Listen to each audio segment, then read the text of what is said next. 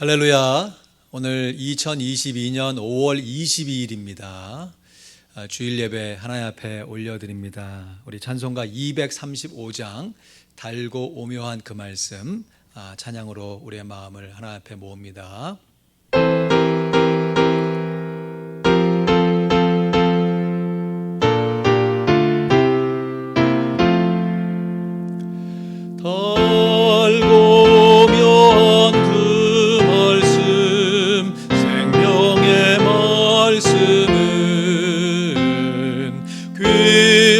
그 말씀 진실로 생명의 말씀이 나의 길과 믿음 밝히 보여주니 아름답고 귀한 말씀 생명샘이로다. 아름답고 귀한 말씀 생명샘이로다. 귀한 그 말씀 내 노래 제목이 되도다. 모든 사람의 복주는 생명의 말씀을 겁도 없이 받아 생명길을 가니 아름답고 귀한 말씀 생명샘이로다. 아름답고 귀한 말씀 생명샘이로다.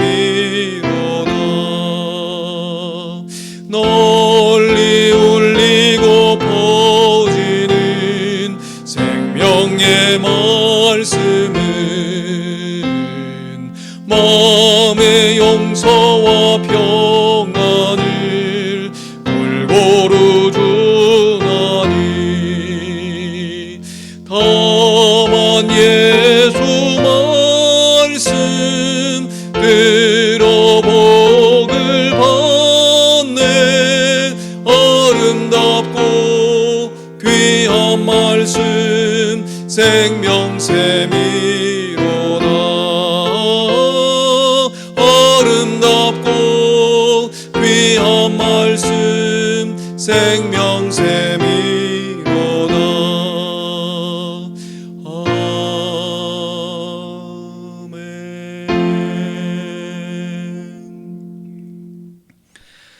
이 시간 묵상기도 드리시면서 우리의 마음을 모아 하나님 앞에 신령과 진정으로 주일 예배를 올려드립니다.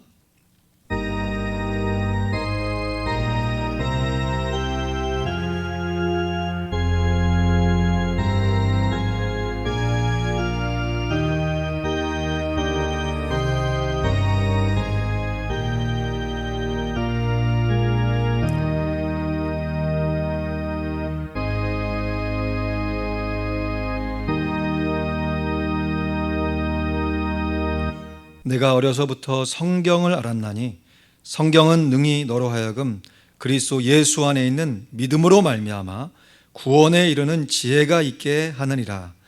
모든 성경은 하나님의 감동으로 된 것으로 교훈과 책망과 바르게 함과 의로 교육하기에 유익하니 이는 하나님의 사람으로 온전케 되며 모든 선한 일을 행하기에 온전케 하려 함이니라.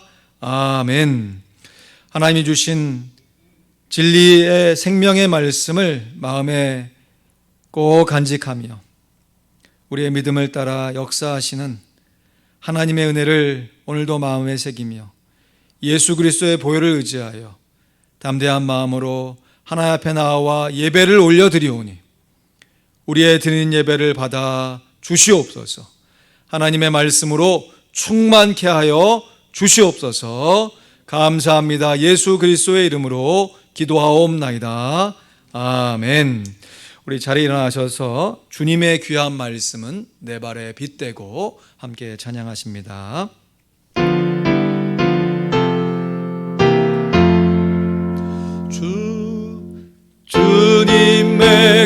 귀한 말씀은 내 발에 빛 되고 목마른 사막길에서 샘물과 같도다. 주님의 귀한 말씀을 만나로 먹이고 내 갈 길 밝게 비추니 그 말씀 귀하다. 낮에는 구름 기둥과 밤에는 불 기둥 주 백성 앞에 나타나 앞장서 주시네. 하늘의 깊은 지혜를 깨닫게 하시고 주 말씀 밝히 알도록 늘 도와주옵소서.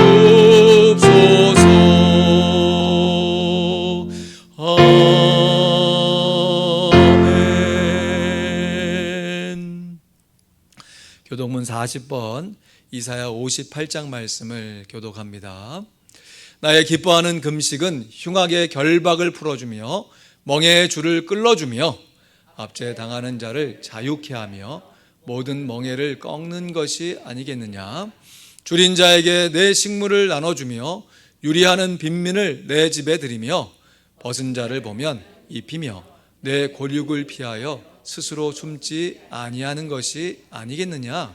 그리하면 내 빛이 아침같이 비칠 것이며 내 치료가 급속할 것이며 내 의가 내 앞에 행하고 여호와의 영광이 내 뒤에 호위하리니 내가 부르짖을 때에는 나 여호와가 응답하겠고 내가 부르짖을 때에는 말하기를 내가 여기 있다 하리라. 만일 내가 너희 중에서 멍에와 손가락질과 허망한 말을 제하여 버리고 줄인 자에게 내 심정을 동하며 괴로한 자의 마음을 만족해 하면 내 빛이 흑암 중에서 발하여 내 어두움이 낮과 같이 될 것이며 나 여호와가 너를 항상 인도하여 마른 곳에서도 내 영혼을 만족해 하며 내 뼈를 견고케 하리니 다 같이 너는 물된 동산 같겠고 물이 끊어지지 아니하는 샘 같을 것이라. 아멘. 우리 2부 예배 때 고인고 장로님께서 기도하시고요, 오늘 제가 대신하여 기도합니다. 살아계신 하나님 아버지, 오늘도 하나님 주신 믿음을 가지고 말씀을 사모하여 하나님 앞에 예배하게 하신 은혜에 감사와 영광을 올려드립니다. 우리의 삶의 모든 순간이 하나님 앞에 예배가 되게 하여 주시옵소서. 특별히 참 좋은 일기 가운데 살게 하시고 가족들과 성도들과 함께 보듬고 살아갈 수 있는 귀한 공동체를 주신 것을 진심으로 감사드립니다. 우리가 더욱더 피차간에 뜨겁게 사랑할 수 있도록 성령으로 충만케 하여 주시고 비난과 정죄를 버리고 용납과 용서함으로 우리의 마음을 넓혀 주시옵소서. 그럼에도 불구하고 때때로 굳어지는 우리의 못되고 연약한 마음을 주님 불쌍히 여겨 주시옵소서. 어찌할 수 없는 죄인이오니 이 죄를 주님이 담당하셨사오니 우리의 남은 인생 더 주님만 의지하여 살게 하여 주시옵소서. 특별히 우리의 귀한 지체들을 위해 기도하며 코로나로 인해서 고통받는 우리의 귀한 지체들을 불쌍히 여겨 주시옵소서. 회복되게 하시고 회복의 과정 속에서도 주님의 은혜와 사랑을 마음껏 깊이 있게 누릴 수 있도록 역사하여 주시옵소서. 특별히 새로 바뀐 우리 한국의 정권을 불쌍히 여겨주셔서 하나님 중심으로 살게 도와주시고 전쟁의 위협에서 해방되게 하셔서 정말 이 세계 만방 곳곳에 하나님의 복음을 증거하는 복된 나라가 되게 하여 주시옵소서. 주님, 정말 안타깝게도 전쟁이 지속되고 그 과정 가운데 수백만 명의 사람이 고통받고 있는 우크라이나 전쟁을 주님 불쌍히 여겨 주시옵소서. 피난민들에게 피난처를 제공하는 귀한 사역들 이어지게 하시고 또 그 상황 속에서도 주님을 의지하고 견디며 버티게 하셔서 하나님께서 주시는 참 소망과 참 생명의 길을 맛보게 하여 주시옵소서. 우리가 돕는 귀한 선교사님들을 주님 눈동자처럼 지켜 보호하여 주시옵소서. 우리가 기도와 물질로 귀한 사역에 함께 동참하며 하나님께 영광을 돌려오니 우리의 사역이 쉬지 않고 이어지게 하시고 특별히 우리의 선교사님들이 우리의 기도를 통하여 성령으로 충만케 하여 주시옵소서. 이제 하나님의 말씀을 증거하려고 합니다. 한 주간 묵상하고 깨닫고 다짐하기로 또 실행한 귀한 말씀을 나눌 때 우리 귀한 성도님들 한 가지로 은혜 받게 도와주시고 삶의 작은 신천이라도 변화된 모습으로 적용할 수 있도록 성령 하나님 역사하여 주시옵소서. 예배에 참여하는 귀한 성도들에게 성령의 충만을 허락하여 주시옵소서. 감사합니다. 예수 그리스도의 이름으로 기도하옵나이다. 아멘.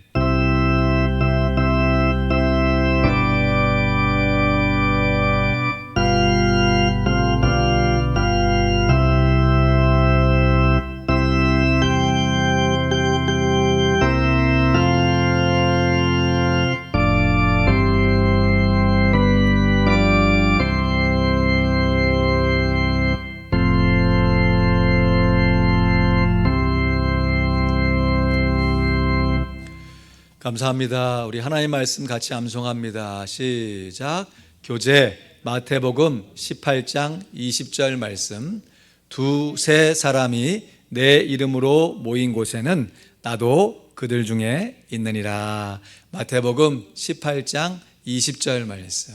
아멘. 우리 다음 주 암송 구절 같이 읽지요. 시작.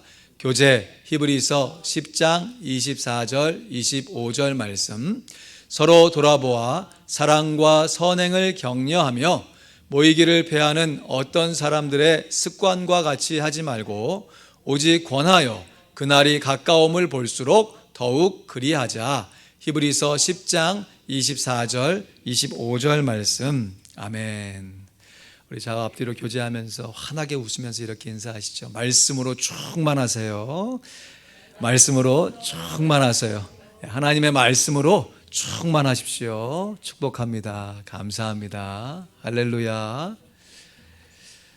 예, 오늘 함께 본 하나님의 말씀 계속해서 스가랴 5장 오늘은 1절로 4절 말씀 봅니다. 스가랴 5장 1절로 4절 말씀. 제가 가진 성경으로 구약 성경 1316쪽에 있습니다. 스박 승말. 스가랴 5장 1절로 4절 말씀, 오직 하나님 말씀으로 라는 제목으로 말씀 증거하겠습니다. 같이 봉독합니다. 시작. 내가 다시 눈을 든즉 날아가는 두루마리가 보이더라.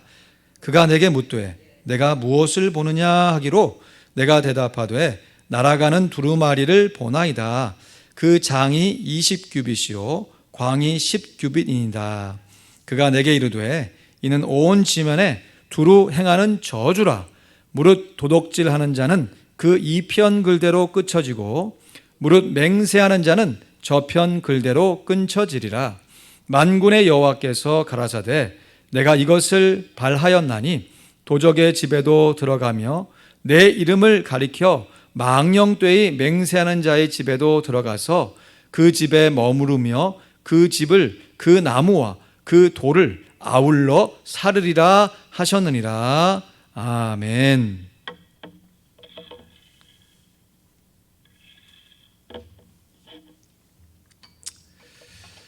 성령 충만한 삶은 말씀 충만한 삶입니다. 아멘입니까? 성령 충만하면 말씀으로 충만해요. 성령으로 충만해지고자 하는 삶을 살고자 하는 성도들은 반드시 하나님의 말씀으로 충만해지기를 사모하고 실제로 말씀의 충만을 경험해야 합니다. 우리 성도들에게 하나님의 말씀은 영혼의 양식이지요. 우리가 육신의 건강을 위해서, 생활을 위해서 일정한 음식을 꾸준하게 지속해서 먹는 것처럼 우리의 영혼의 건강과 보존을 위해서도 하나님의 말씀을 꾸준하게 지속적으로 먹어야 합니다. 그래서 매일 일정한 음식을 섭취하는 것처럼 성령으로 충만하고자 하는 성도는 반드시 꾸준하게 하나님의 말씀을 묵상해야 합니다. 여러분, 우리가 욥의 인내를 알죠? 여러분, 욥의 인내의 승리가 어디에 있다고 생각하십니까? 그의 평소에 경건한 삶일 것이에요.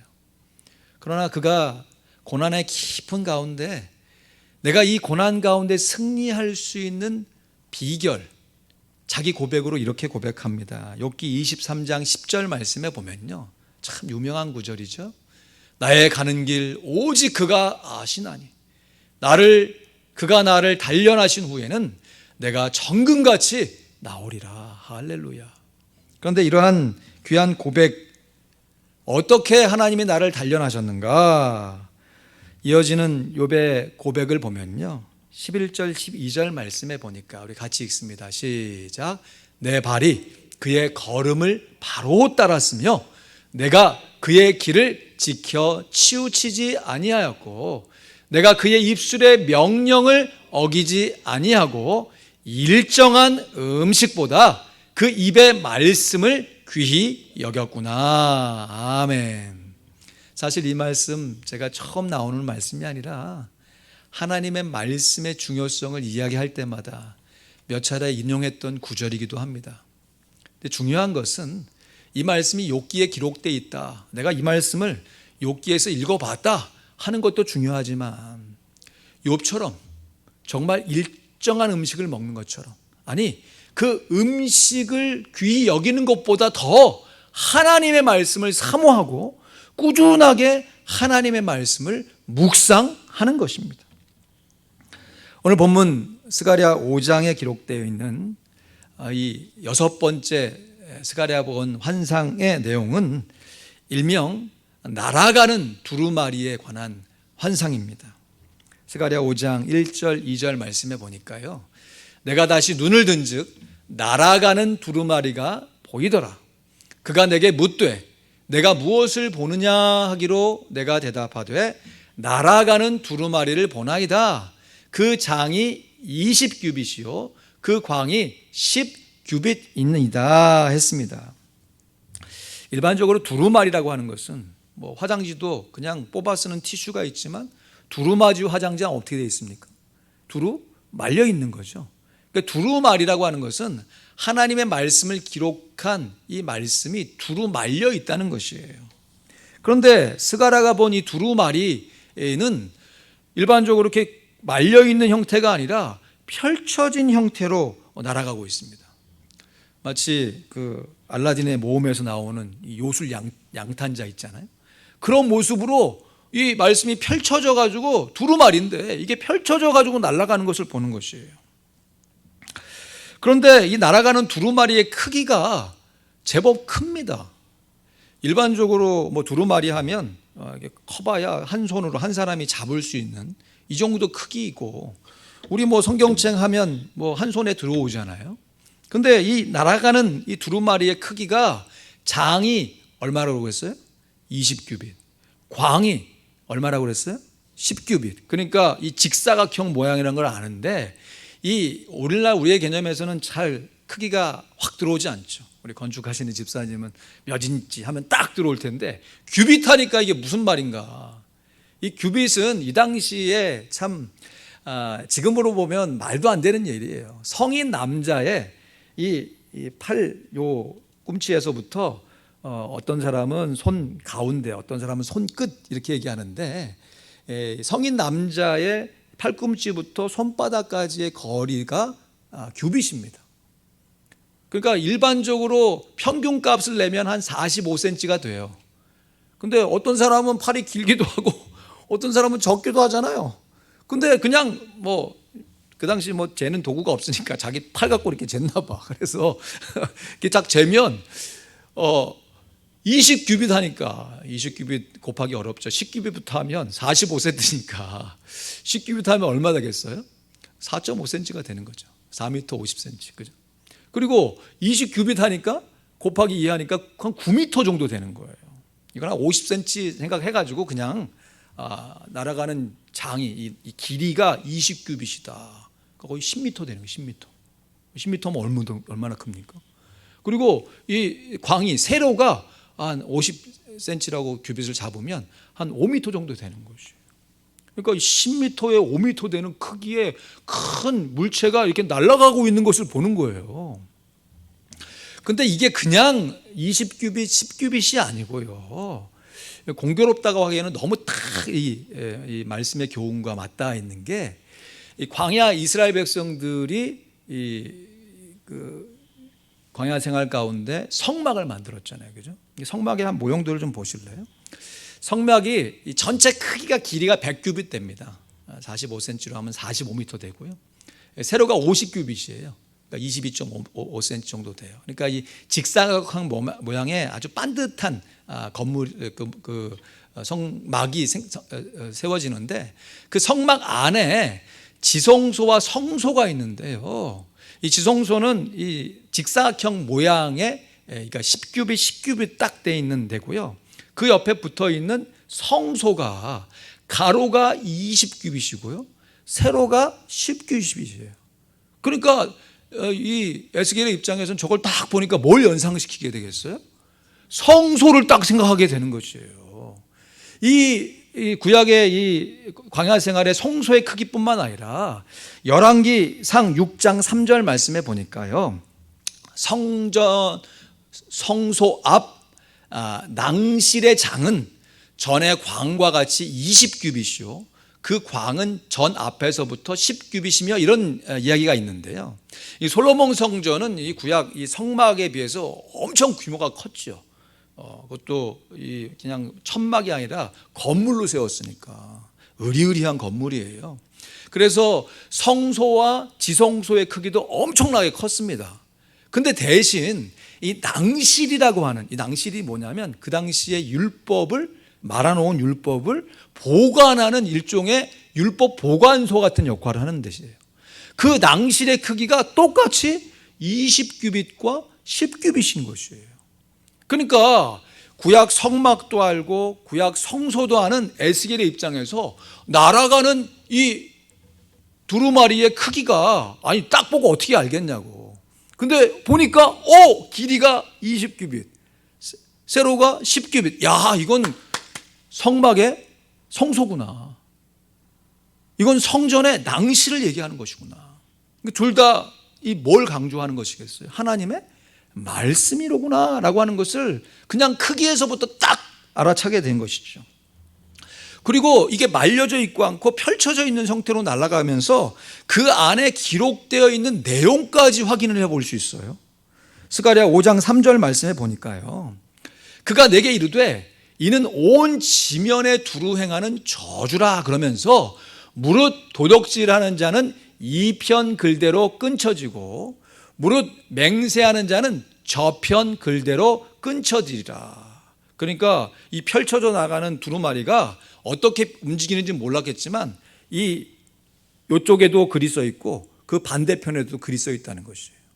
그래서 막 이렇게 펼쳐지면서 나가면서 한편에는 도덕질하는 자에 대해서, 또 한편에는 맹세하는 자가 둘 다 끊쳐지게 될 것이다 하면서 이게 저주다라고 말씀하시는 것이에요.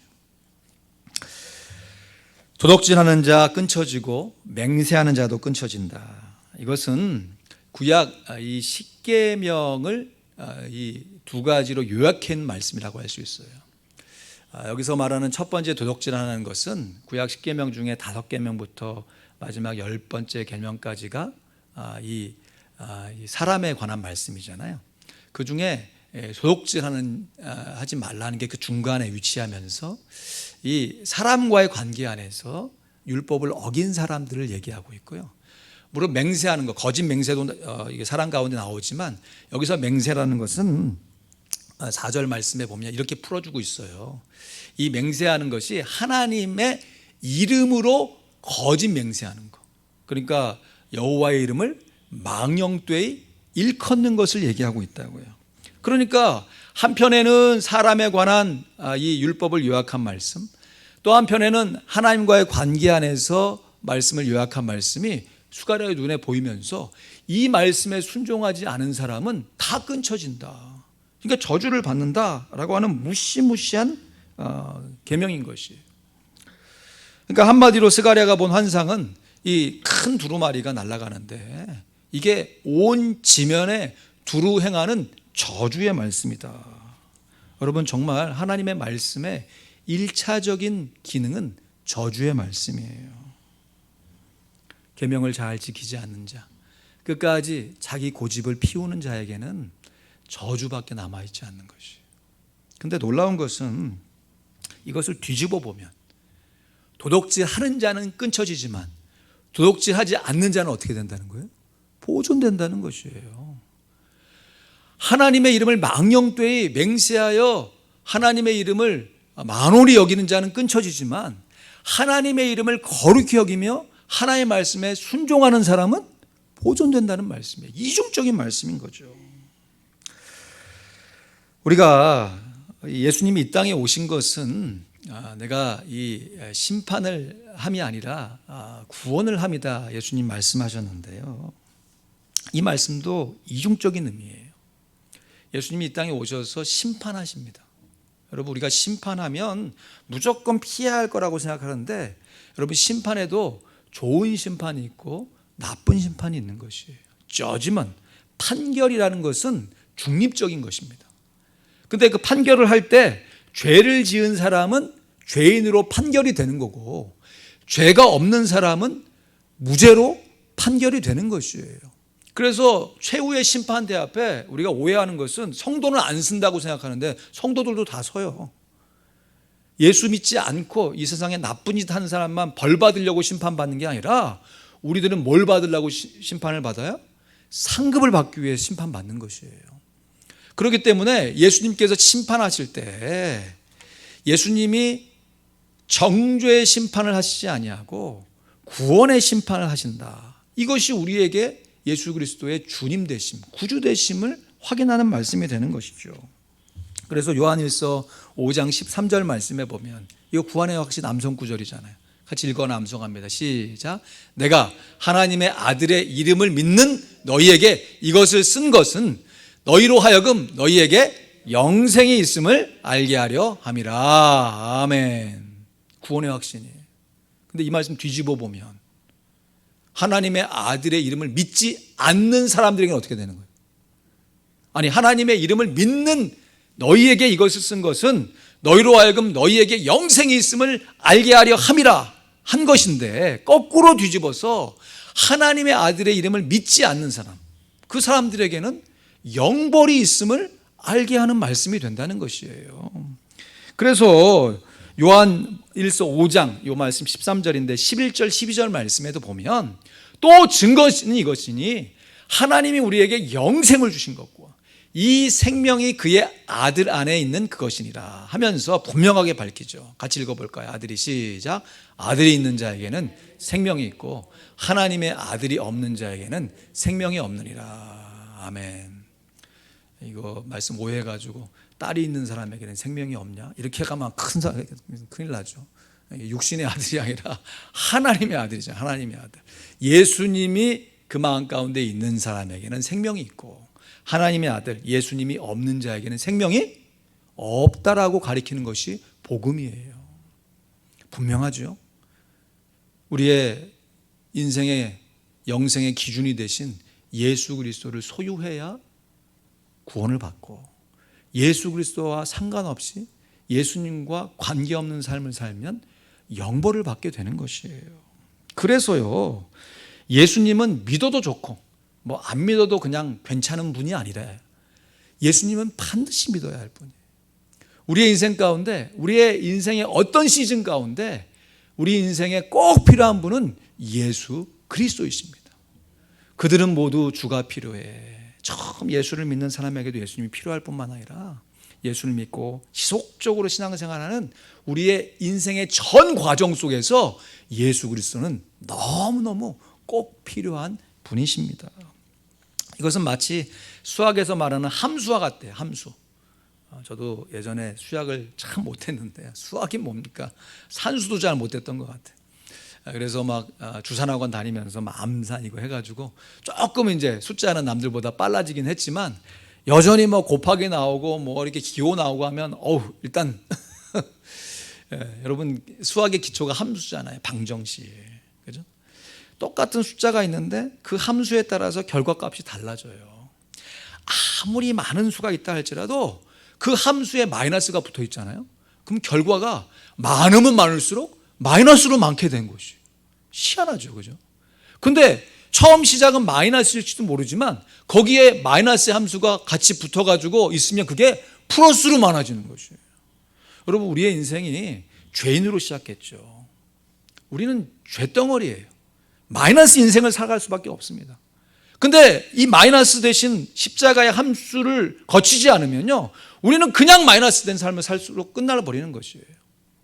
근데 예수 그리스도의 이 십자가의 함수가 이 마이너스를 또 다른 마이너스로 바꾸셔서 십자가로 만들어서 플러스로 만드신다니까요. 할렐루야. 정말 그래서 우리가 한 번 사는 인생 가운데 예수 그리스도를 우리 마음 가운데 품고 사는 것이 얼마나 중요한지. 그러하기에 예수 그리스도를 영접한 사람들에게 하나님의 말씀은 저주가 아니라 축복이 됨을 믿으시길 주님의 이름으로 축원드립니다. 아멘.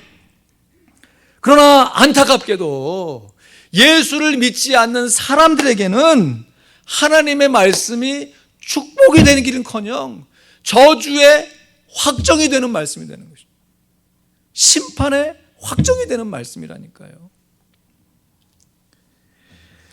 여러분, 우리가 태어난서부터 예수 믿고 태어난 사람이 어디 있습니까? 물론 모태로부터 부모가 기도 많이 하고 이 아이는 앞으로 자라서 주의를 위해서 정말 예수 믿고 정말 많은 큰 일을 할 것이다, 주변에 많은 중보기도를 받고 태어난 사람은 있어도 처음부터 나는 예수님을 믿습니다 하고 태어나는 이상의 사람은 아무도 없어요.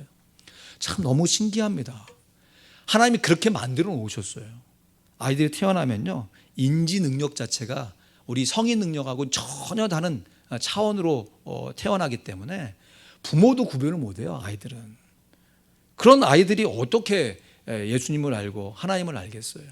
그런데 자라가는 그 과정 속에서 점점 추상적인 사고도 가능하게 되고 영적인 이런 추리도 가능하게 되면서 이게 하나님이 살아계시는구나 라는 것을 믿을 수가 있게 되는 것이죠. 그래서 아주 어린 뭐 유치원생도 안 된 이제 막 한 서너 살 된 아이들에게 우리 하나님은 영이세요 이렇게 설명하잖아요. 그러면 그 아이들이 뭐라고 대답하면 목사님 하나님이 동그라미예요 이렇게 대답한다고. 하나님이 영이란 개념이 우리가 말하는 스피릿이라는 개념을 가질 수가 없는 나이예요. 그럼에도 그 상황 가운데 예수님을 영접하기가 어렵겠죠. 우리가 말하는 그 예수님을 우리의 마음의 영혼 가운데 아직 그 개념이 없으니까. 그럼에도 그 상황 속에서 아이들의 눈높이에 맞춰서 잘 교육해 주면요, 참 모든 운동이 어릴 때 배워야 제대로 배우는 것처럼 신앙의 교육도 어릴 때 받아야 제대로 받아요. 그러나 꼭 어릴 때 그러한 기회를 못 갖춘다 할지라도 우리 예수님은 우리 인생 가운데 전 인생 가운데 필요하신 분이기 때문에 우리가 장성한 이후에 예수님을 믿는 그 순간 속에서도 얼마든지 우리의 인생을 역전시켜 주시는 분이에요. 그리고 그렇게 한번 믿은 예수님이 한번 믿음으로 끝나는 것이 아니라 우리가 천국 갈 때까지 우리의 인생의 시즌이 있잖아요. 유년기를 보내고 청장년기를 보내고 이제 인생의 노년기에 와서도 예수님은 여전히 우리에게 필요한, 예수님과 더불어 동행하여 축복을 누리는 우리의 구세주와 주님이 되어 주십니다. 그래서 우리들이 하나님의 말씀을 꾸준하게 묵상하면요, 우리의 인생의 시즌 가운데 자연스럽게 예수님을 믿고 더 신뢰할 수 있는 예수님과의 관계가 생기는 것이. 그래서 우리가 하나님의 말씀을 묵상해야 되고 묵상하고 있는 것입니다. 이러한 사실을 진작에 깨달았던 사도 요한이 이 요한일서에도 편지로 말했지만 예수님의 사역을 쭉 정리한 요한복음의 결론으로고요. 우리 요한복음이 21장까지 있는데 21장은 부록과 같이 베드로를 회복시키는 말씀이고요. 이 요한복음의 전체의 결론이 20장 맨 마지막 절인 31절 말씀에 이렇게 나 있습니다. 우리 같이 읽습니다. 시작. 오직 이것을 기록함은 너희로 예수께서 하나님의 아들 그리스도이심을 믿게 하려 함이요 또 너희로 믿고 그 이름을 힘입어 생명을 얻게 하려 함이니라. 아멘. 그래서 우리가 하나님의 말씀을 정상적으로 읽고 묵상하잖아요. 그러면 처음에는 이게 무슨 말씀인지 도무지 이해가 되지 않다가 어느 순간 야 이게 예수님에 관한 말씀이구나 줄기가 딱 잡히면요, 그때 진짜 고구마 줄기 하나 딱 잡으면 그 안에 넝쿨이 딱 따라오는 것처럼 성경의 모든 내용들이 연결되어져요. 그 연결의 축복을 여러분 인생 가운데 경험하시며 그 하나님의 말씀의 깊은 축복을 함께 누리시길 주님의 이름으로 축원드립니다. 이를 위해서 우리가 하나님의 말씀을 공부도 하고 연구도 하고 암송도 하고 때로는 이 말씀 가지고 듣기도 하고 읽기도 하고 공부도 하는 것이죠. 여러분, 하나님 말씀에 능력이 있습니다. 여러분, 이 말씀 자체가 얼마나 신기하냐면요, 우리가 지금 이게 너무 많아가지고 막 그냥 집에도 있고 차에도 있고 교회도 막 놓고 다니시고 이러니까 이게 뭐 그냥 그런가 보다 하는데, 이 말씀이요, 이 고대부터 기록된 말씀이잖아요. 에이션트 월드 아닙니까? 지금 그 시대에 지금까지 번역이 돼서 이렇게 많이 보급되어 있는 책이 성경책 말고는 없어요. 이게 진짜 신기한 일이에요. 이게 보존되었다는 것만 해도 너무너무 기가 막힌 일이고요. 그리고 이게 저자가 한두 명이 아니에요. 수십 명의 저자가, 그것도 학자들만 쓴 것도 아니에요. 목자라든지 뭐 많이 배운 사람 아니고 그냥 사회 일반적인 사람들도 성령의 감동을 받아 쓴 선지자 같은 경우에 그런 말씀들이 있어요. 근데 놀랍게도 그 시대가 다르고 그 신분들이 다 다른 그 저자들이 수천 년을 통해서 말씀을 기록했는데 이게 통일성을 갖는다는 거예요. 얼마나 대단한지 모릅니다. 사실 우리도 어떤 편지를 쓰고 한참 있다가 나중에 그 편지를 쓰면 이거 내가 썼나? 내가 지금 무슨 얘기하고 있지? 나도 헷갈리는데, 이거 지금 그 수많은 시간을 흐름을 뒤로 하고 예수 그리스도의 통일성을 갖고 있는 것이. 그래서 모든 성경은 하나님의 감동으로 된 것이에요. 감동으로 됐다는 것이 하나님의 숨결로 됐다는 거거든요. 하나님이 사람을 만드시고 생명을 숨결로 집어넣으셨어요. 그래서 하나님의 말씀이 우리 영혼의 실제적인 양식이 된다니까요. 물론 이 말씀을 한 번에 쉽게 그냥 읽는다고 다 이해되지는 않습니다. 그렇다고 해서 이 말씀을 반복해서 읽어도 무조건 깨달을 수 없거나 이걸 묵상했는데도 도대체 이게 무슨 말인지 모르겠다 할 정도로 어려운 말씀도 아니에요.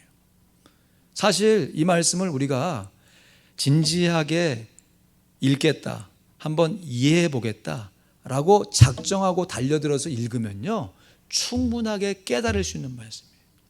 이 두루마리가 지금 감겨 있는 것이 어떻게 됐다고요? 펼쳐져 있는 것이에요. 누구나 볼 수 있는 말씀이에요. 보고 읽고 깨달을 수 있는 말씀이라니까요.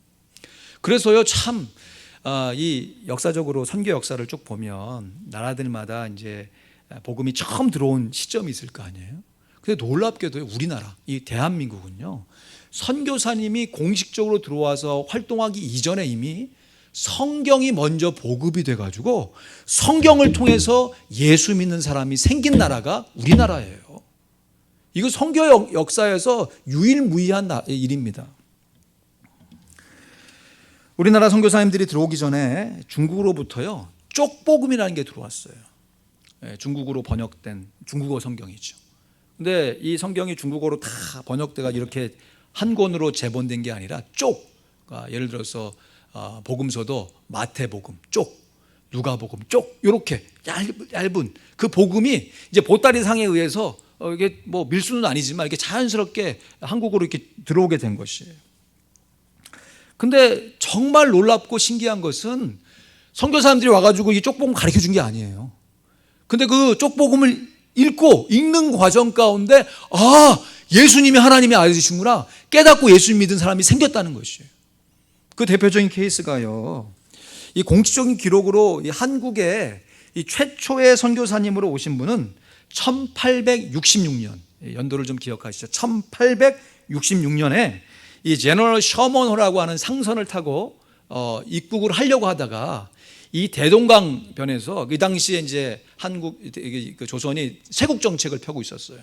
그래서 외국의 상선이 못 들어와요. 근데 계속 들어오려고 하니까 그 들어오는 사람들을 상선을 폭격해가지고 무너뜨리면서 거기에서 이게 헤엄쳐 살아온 이 토머스 선교사님이라는 분 계십니다. 이분을 가운데 세워놓고 많은 사람들이 보는 앞에서 참수를 시켰어요. 목을 베서 순교를 당하게 했다고요. 그때 순교를 당하면서 그냥 그 선교사님의 순교의 피가 흘려진 줄만 알았죠. 근데 그로부터 33년이 지난, 그러니까 1866년에 토마스 선교사님 오셔서 순교를 당하셨는데 33년이 지났으니까 1899년에 놀라운 일이 벌어지는데, 이 1899년 정도 됐을 때는 이제 여러 선교사님들이 한국에 들어와서 활동을 하고 있던 때입니다. 그때 이제 마페 선교사님이라고 평양신학교의 교장 선생님이기도 하고 우리 통신대학교에 한참 올라가면 학장님도 하시는 분이에요.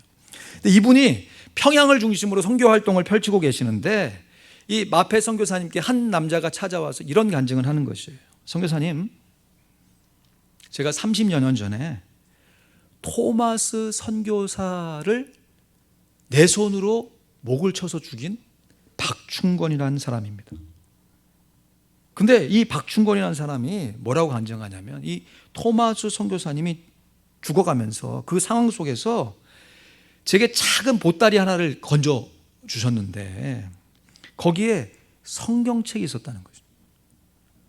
그러면서 처음에는 이 코쟁이가 왜 우리나라까지 와서 이렇게 우리를 괴롭히는가 해가지고 말도 안 돼 하면서 성경책 막 찢어버리기도 하고, 근데 거기에 있는 성경책 중에 이게 도대체 뭐길래 이거 하나 전해주려고 와서 죽었어? 하는 마음을 가지고 읽기 시작했다는 거예요, 성경책을. 근데 그렇게 읽다가 아니나 다를까 마음에 너무 찔림을 받은 것이에요.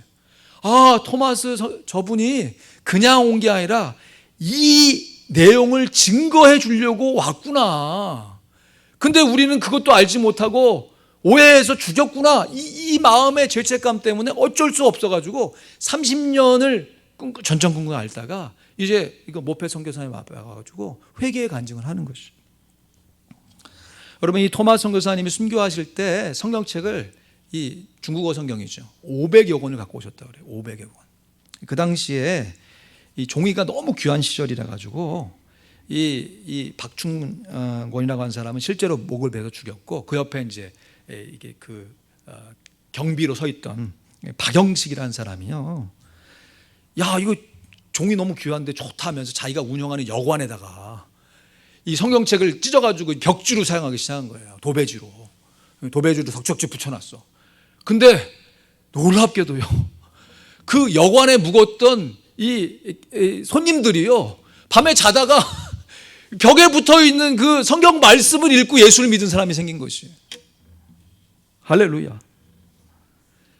제가 한국에서 다녔던 신학교가 총신대학교인데요, 그 신대원에 가면 그 양지 캠퍼스 앞에 소래교회라는 게 있습니다. 소래교회.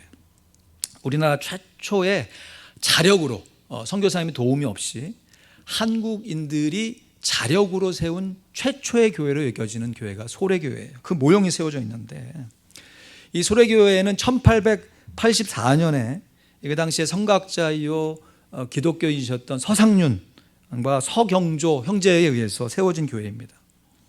근데 이 교회의 사명은요, 다른 것이 아니에요.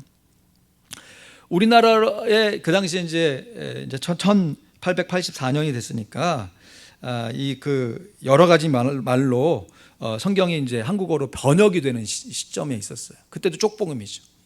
전에 이제 토마스 선교사님이 갖고 온 건 중국어 성경이고, 이제 이 서상륜과 서경조 형제에 의해서 그 다른 선교사님들이 한국말로 번역해 놓은 그 성경책을 어떻게 하든지 보급해야겠다.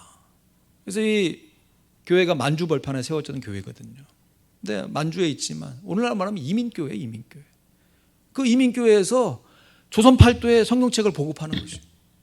그래서 이 일로 인해서 얼마나 많은 사람들이 예수 믿게 된지 모릅니다. 1884년에 소래교회가 세워졌고 놀랍게도 1885년에 우리에게 유명한 장로교회 언더우드, 감리교회 아펜젤러 선교사님이 우리나라에 선교 활동을 펼치러 첫 발을 내딛게 되신 것이죠. 그러니까 우리나라의 선교 역사는요, 물론 그 전에 선교사님들이 기도하시고 관심을 보여준 이 중보 기도의 이 터가 있었겠죠. 그런데 실제로 선교사님이 우리나라의 땅에 밟고 들어와서 선교 사역하기 이전에 중국에서부터 성경이 번역되기 시작하고 또 그 번역된 성경으로 성경 하나님의 말씀을 통해 예수를 믿은 이 자체적으로 거듭난, 누가 가르쳐준 것이 아니라 성경을 그냥 그대로 읽고 거듭났던 초대교회의, 한국 초대교회의 성도들이 복음 전파에 일조를 한 것이에요. 그래서 이미 준비된 터밭에 선교사님들이 와서 사역을 하니까 사람들이 구름대처럼 일어나고 우리가 그 유명한 평양 대붕 운동의 그 터가 하나님의 말씀을 이미 딱 껴져 있었던 것이죠.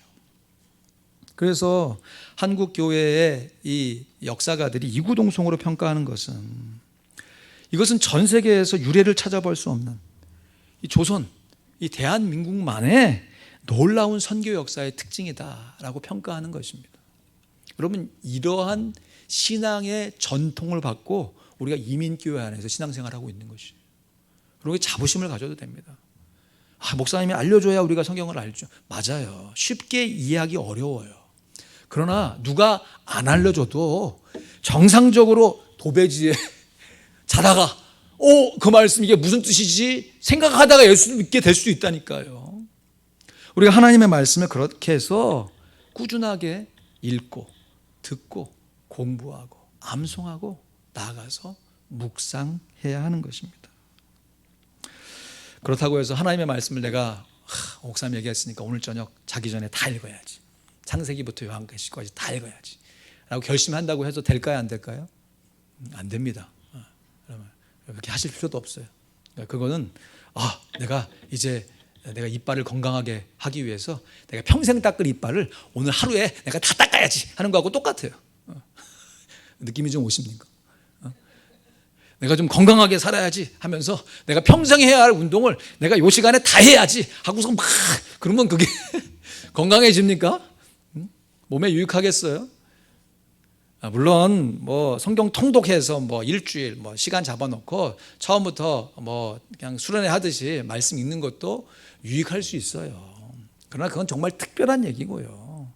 여러분, 우리가 특별한 음식도 먹지만 일상생활 가운데 일정한 음식을 생활 가운데 먹는 거 아니에요. 그런 상황 가운데 여러분, 우리가 하고 있는 새벽 기도회가 얼마나 좋고 꾸준하게 일상생활 가운데 실천할 수 있는 너무 좋은 신앙의 훈련의 장이잖아요. 물론 아침에 일어나기 쉽지 않죠. 여러분, 이거는 새벽 기도를 꾸준하게 한 사람도 어렵고요, 새벽 기도를 처음 시작하는 사람도 어려워요. 아침에 일어나는 것은 누구나 다 어려워요. 그런데 제가 어제 우리 이제 소망선교회 우리 귀한 어르신들하고 같이 이렇게 아침에 식사를 하면서 거기 계신 여러분 이름 되면 다 압니다. 이쪽에 앉아 계시는데 우리 평소에 운동을 너무 열심히 하시니까 옆에 이렇게 딱 음식 줄 기다리면서 이렇게 물어봤어요. 요즘에도 운동 열심히 하시냐고. 하신다고. 그래서 도대체 그 운동 열심히 할 수 있는 비결을 좀 알려달라고 딱 한마디 하시는. 하기 싫어도 해야 돼. 마음에 이거다. 하기 싫어도 해야 돼. 하기 싫어도. 물론 운동하면요 하기가 좋아집니다. 운동 안 하는 사람보다 운동 꾸준하게 하는 사람은 수월해져요. 왜냐하면 계속 해왔으니까. 그러니까 그렇게 꾸준하게 해오던 사람도 어떨 때는 하기 싫은 마음이 들 때가 있을 수 있다는 것이에요. 근데 그때 내가 하기 싫으니까 오늘 하나 안 해도 되겠지 하고 건너뛰는 것이 아니라 바로 그때 해야 된다는 거예요. 이야, 그러니까 건강하시죠. 그러니까 건강하시는. 여러분, 우리가 하나님 말씀 생활도 저는 똑같다고 생각합니다. 우리 육신의 생활과 우리 영적인 생활이 분명히 둘이 다른 영역이지만 이게 우리의 한 몸 안에서 이게 너무 신기해요. 정말 나중에 천국에 가서 풀려질 것이, 어떤 이게 영적인 이 육적인 메커니즘의 영적인 작용에 의해서 이게 하나가 되는지, 우리의 몸을 드렸는데 하나님이 받으시는 영적인 예배가 되는지 너무너무 신기해요. 정말 꼭 알고 싶어요. 천국에 갈 거예요. 그래서 저랑 같이 가시죠. 근데 갈 때 하나님의 말씀을 꾸준하게 지속적으로 묵상하는 우리의 경건의 습관이 너무너무 중요하다는 것이에요. 새벽 기도할 때 말씀 많이 보지도 않잖아요, 사실. 근데 그거 저는 준비해야 되니까 그 전날이나 그 전전날 이렇게 읽고 묵상하고 정리하고 또 말씀 전하면서 그걸 읽고 또 제가 얘기했으니까 오래 기억 남겠죠. 근데 거꾸로 그냥 말씀을 일방적으로 듣는 편의 입장에서 보면 이게 소극적으로 그냥 수동적으로 있게 되면 그냥 훅 지나가리고 없어버려요. 내가 뭘 들었는지. 그러니까 그거를 여러분이 인도하시지 않는 경우가 된다면 좀 지혜롭게 쭉 말씀 진도가 나가잖아요. 그러면 내가 오늘 말씀 묵상했던 게 뭔지 아침에 하고 점심 때 한 번 더 생각해 보는 거예요. 그리고 저녁 때 내가 그 말씀대로 살았는지 점검 한번 해보시고, 그리고 그 다음날 되어질 걸 뭐 설교할 정도로 잘 뭐 이렇게 정리하시라는 게 아니라 이런 말씀이구나, 미리 예습 한번 해보시고. 여러분, 공부 잘하는 사람 뭐예요? 국영수 중심으로 예습 복수 철저히 한 거 이것밖에 없잖아요. 누가 그걸 모르나? 못하니까 그러지. 근데 그렇게 하셔야 된다는 거예요. 하나님의 말씀을 꾸준하게 예습 복습하시고 있는 상황 가운데 깊이 있게 경청하시고, 그리고 중요한 게 하나님의 말씀을 듣는 것도 중요하지만 우리 누가복음에서 새벽 예배 참여하시면 다 말씀 교훈 받았잖아요. 4가지 밭이 있는데 3가지 밭은 다 들어. 근데 듣고 나면 뭐 하냐고. 다 잊어먹고 세상의 그 유혹과 재리의 염려, 마음의 근심 걱정으로 다 말씀 뺏기고. 근데 좋은 밭은 그것을 듣고 지키잖아요. 근데 그냥 지키는 게 아니라 인내로. 하기 싫어도 해야 돼. 인내로 끝까지 지키는 사람인 것이. 그럴 때 우리가 하나님의 말씀으로, 오직 하나님의 말씀으로 날마다 성령으로 충만해질 수 있습니다. 말씀 묵상의 꿈, 새벽 기도를 통해 이루시길 주님의 이름으로 축원드립니다. 뭐 처음 이제 결혼해서 이제 막 내 집 마련의 꿈, 청약주택으로 완성하세요. 뭐 이런 광고들 막 엄청 한국에 나오던데, 여러분, 내 집 마련의 꿈 뭘로 이루는 것처럼 성령 충만의 꿈, 말씀 묵상으로 이룰 수 있습니다. 지속적인 말씀 생활. 스가랴는 하늘을 날아다니는 엄청난 크기의 두루마리를 환상으로 보았어요. 근데 안타깝게도 그 기록된 말씀이 축복의 말씀이 아니라 저주의 말씀인 걸 보고 가슴을 칩니다. 그러면서 본인의 사명을 생각하는 것이에요.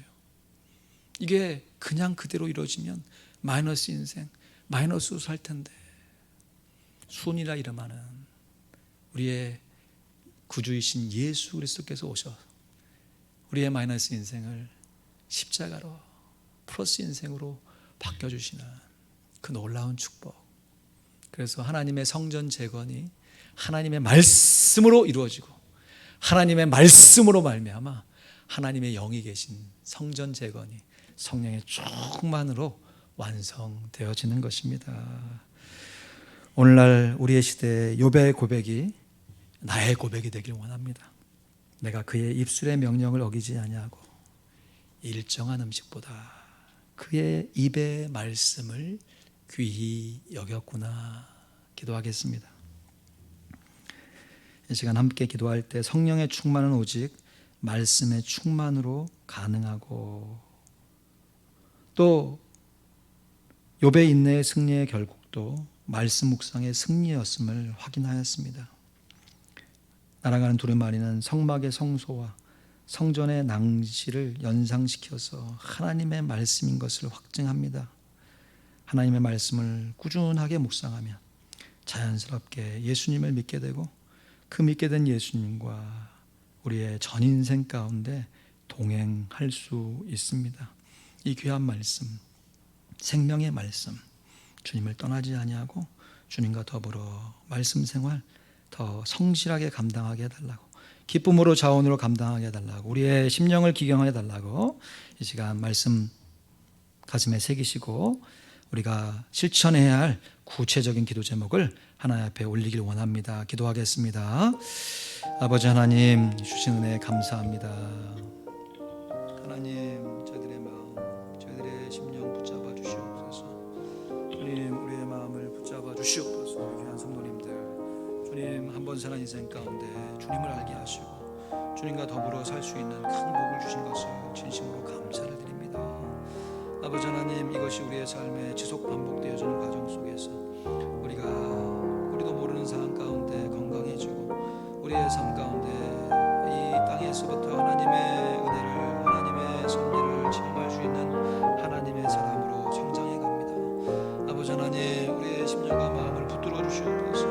우리가 주님 앞에 주님 함께 나아가는 일 우리 부족하고 때로 넘어질지라도 하나님의 말씀을 가지고 승리하게 하시고 그 말씀이 우리의 삶에 참으로 살아 역사하는 하나님의 축복의 말씀으로 변화되길 원합니다.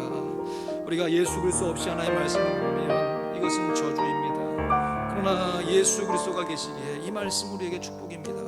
이 분명한 사실을, 진리를 가슴에 새기고 성령으로 충만케 하여 주시옵소서. 말씀을 꾸준히 보게 하여 주시옵소서. 하나님 아버지, 우리에게 예수 그리스도 하나님의 아들을 보내주신 것 진심으로 감사드립니다. 예수 그리스도가 없이 하나님의 말씀을 보면 이 말씀은 저주인 것을 선포하셨습니다. 그러나 예수 그리스도와 더불어 하나님의 말씀을 보면 이것은 우리의 영혼의 양식이요 우리의 인생의 축복이 됨을 분명히 증거하여 주셨사오니 오늘도 우리와 동행하시는 예수 그리스도 보내신 성령 하나님과 함께 살아가며 하나님의 말씀으로 승리할 수 있도록 인도하여 주시옵소서. 하나님의 말씀을 꾸준하게 듣게 하시고 읽게 하시고 공부하게 하시고 또 한 주마다 반복되는 암송의 구절 소중히 여겨서 그 말씀 중심으로 읽고 암송하게 하시고 또 그 말씀이 우리의 삶 가운데 계속 되새김질되게 하셔서 생각나게 하시고 그 말씀대로 실천하게 하셔서 하나님의 말씀을 주야로 묵상하여 그 가운데 기록한 대로 다 지켜 행하는 하나님의 사람으로 서게 하여 주시옵소서. 감사합니다. 예수 그리스도의 이름으로 기도하옵나이다. 아멘. 교회 앞에 광고 말씀드립니다. 우리 소망선교회 주관해서 가려 했던 노아의 방주가 사정상 취소가 되었습니다. 우리 어르신들 여러 모양으로 격려해 주신 것 진심으로 감사하고 또 어제 우리 식사도 우리 한나선교회에서 제공해 주신 재정으로 잘 교제를 나눴습니다. 감사드립니다. 그 6월 5일 주일은 성령 감림 주일로 지킵니다. 우리 그리스도인들에게는 사순절도 중요하지만 오순절이 너무너무 중요합니다. 이 남은 한 2주 이 기간에 정말 더 평소보다 기도하고 말씀 가운데 있기를 원합니다. 아울러 우리 2부 예배 마치고 점심 식사 교제를 다락방별로 좀 진행하려고 하니까 협조해 주시면 감사하겠습니다. 우리 자리에 일어나셔서 여러 해 동안 주 떠나 찬양하시며 드리신 예물 하나님 앞에 봉헌합니다.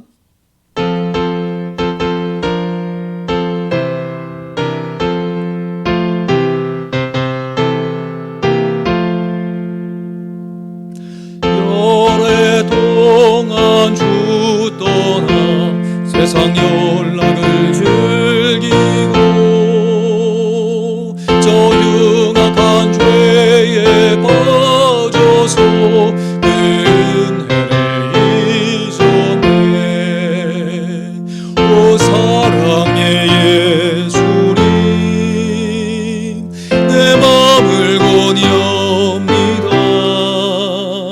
곧 들어와 나와 동거하며 내 생명이 되소서. 죄악에 죽을 인생을 심히 불쌍히 여기서 저 하늘의 영광 버리고 이 세상에 오셨네. 오 사랑의 예수님, 내 마음을 곧 엽니다. 곧 들어와 나와 동거하며 내 생명이 되소서.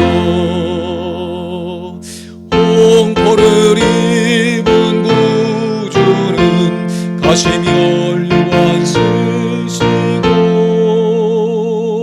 저 십자가 높이 달리사 그 아픔을 참았네. 오 사랑의 예수님, 내 마음을 곧 엽니다. 곧 들어와 나와 동거하며 내 생명이 되소서. 미련한 우리 인생은 주의 공로를 모르고 그 쓸쓸한 사막 가운데 늘 헤매고 다녔네. 오 사랑의 예수님, 내 마음을 곧 엽니다. 곧 들어와 나와 동거하며 내 생명이 되소서.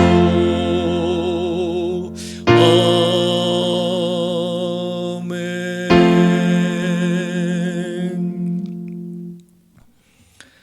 우리의 마음을 다시 엽니다. 우리 안에 다시 들어오셔서 우리가 처음 예수님을 영접한 것은 아니지만 순간순간 예수님을 모시고 성령으로 충만되길 원하오니 우리의 삶을 인도하여 주시옵소서. 오늘도 이러한 마음으로 예배하며 자원하여 감사하며 삶의 모든 순간 속에 범사에 감사하며 하나님 앞에 예물을 드린 귀한 성도들에게 성령으로 충만케 하시고 더 하나님을 감격스럽게 경험할 수 있도록 역사하여 주시옵소서. 11조와 감사의 예물, 주정의 예물, 또한 교회 사역에 필요한 건축, 우리 선교와 구제의 예물 하나님 받아주셔서 이 모든 일들 하나님 앞에 영광되게 도와주시고 우리가 지속적으로 예배하며 담대하게 전도하는데 잘 사용되게 하여 주시옵소서. 이번 한 주간도 우리 귀한 성도들의 심령을 붙잡아 주실 때 하나님의 말씀으로 꼭 붙들어 주시옵소서. 감사합니다. 우리 구주 예수 그리스도의 이름으로 기도하옵나이다. 아멘. 이제는 온 세상의 구주가 되시는 우리 구주 예수 그리스도의 크신 은혜와 우리 하나님 아버지의 무한한 사랑과 성령 하나님의 인도교통 내주 충만케 하시는 역사하심이 성령의 충만을 간구하되 오직 하나님의 말씀으로 성령으로 충만하리라 다짐하며 잘 될 때에도 잘하지만 하기 어려운 순간과 심령 속에서도 하나님의 인내의 말씀의 권면에 순종하여 실행하는, 그래서 또 다른 차원으로 하나님의 복을 경험하는 하나님의 귀한 성도들, 우리들의 육신의 자녀들, 우리가 덮고 기도하고 있는 귀한 선교사님들과 기도 전도 사역자들 머리머리 위에 이제부터 영원토록 함께 있을지어다. 아멘.